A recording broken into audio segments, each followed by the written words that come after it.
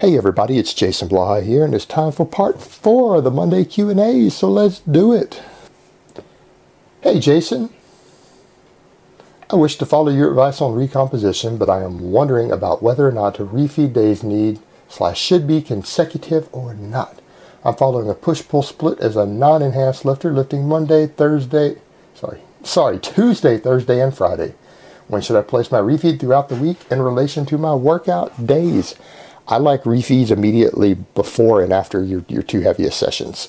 So for you, since you're doing a push-pull, I'm going to assume you're pulling on Tuesday and you're pushing again on Thursday. I would refeed on Wednesday because you're still coming off of that. As a natty lifter, you're coming off that peak muscle protein synthesis is just winding down from the Monday session for your push work, and then your pull work, all that back work.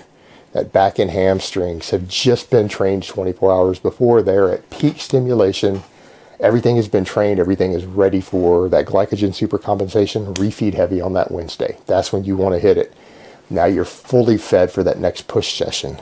And you will continue to get the extra benefits from the refeed for the growth on that. So because of that timing of everything, you're going to get the best growth possible on your schedule as a drug-free lifter on that Wednesday.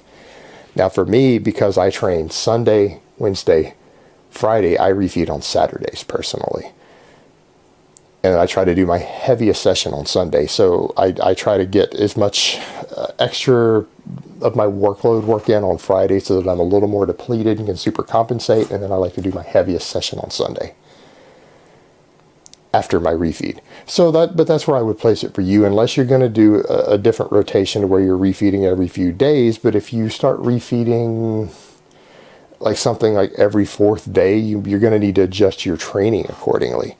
And it can get a little trickier scheduling your training around that. I'm going to say people who are doing every 4th day refeeds, I wouldn't run a split routine at all. I would run full body programs, or if you're going to train 4 days a week and something like that, I would try to get it to where you can do a full body session the day before no matter what. So you could end up doing something like push, pull, full body, push, pull, full body, whatever it takes to hit that rotation.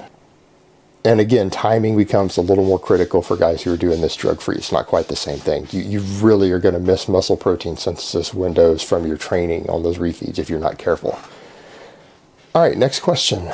At what depth would you advise me to hold the pause in my pause squats? I'm capable of squatting to full depth, but obviously this isn't required in a meet, and so I just ensure that I break parallel. Now I find pause squats easier when I drop to full depth, as I can just rest my hammies on my calves, whereas when I hold the pause just below or at parallel, it becomes harder as I'm obviously isometrically contracting in order to support the weight. If you're isometrically contracting, you're wasting energy. I recommend going to the full depth that you can go to.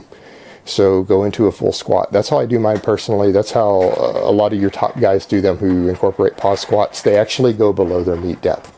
And that's fine, because you're going to use a lighter weight anyways on your pause squats. You're still going to train that starting strength, and when you go back to just hitting parallel meet depth with that stretch reflex, you're going to have so much more power out of the hole, and that's the whole point, because you're actually training a larger range of motion in addition to having to hit it from a dead stop.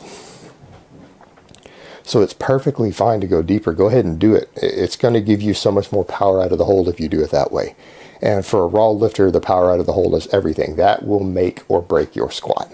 And if you're worried about training just to be able to handle the heavier loads, that's what things like squat walkouts and things are for. All right, next question.